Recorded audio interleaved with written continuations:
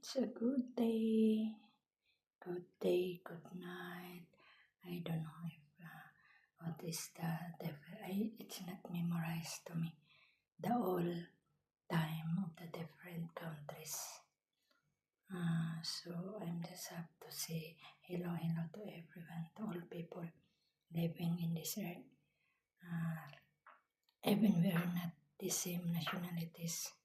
So it's a different nationalities that we have. So, hello. Kumusta? Ingat lagi and more blessings. God provide everything. So, this one is the common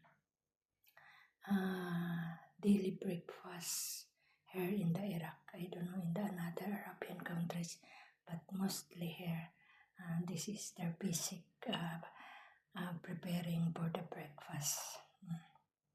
This one. That one, it's like a kaak. Yun bang crispy bread that they can put sweet sugar syrup, this one. And this one, from the bakery of this pantries of the summer, I don't know, summer, I can read this one, the pronunciation, because all of us, we have not the same also. So, and this one is my Nescafe, my early morning, before what's that, it not depend, it not the same, sometimes chai, sometimes pure coffee, Nescafe coffee, and sometimes also Arabian or Turkish coffee. It depends that what I want or what we have. And this one there, bread also, Arabian bread. They can use this one in the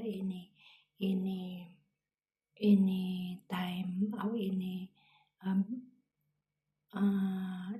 eating section ba, kumbaga breakfast, lunch, or dinner, they can use this one. Even for the children, for the sandwich, anywhere, any use this one for their daily eating system, kumbaga. Okay. There is there is different kind, small, big. This one, we can call this one small, medium, and large also.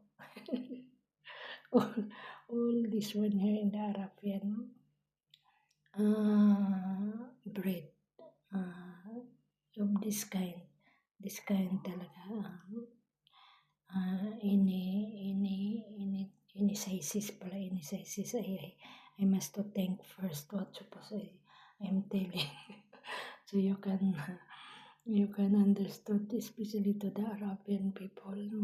I just speak in English so that if you are watching if you have time, if you have effort, or you are support to subscribe me in my channel, to like, at least that you understand while you are watching, because international naman ang language, ang English language, di ba? Okay? So, thank you again for watching. Thank you at all. Take care and God bless.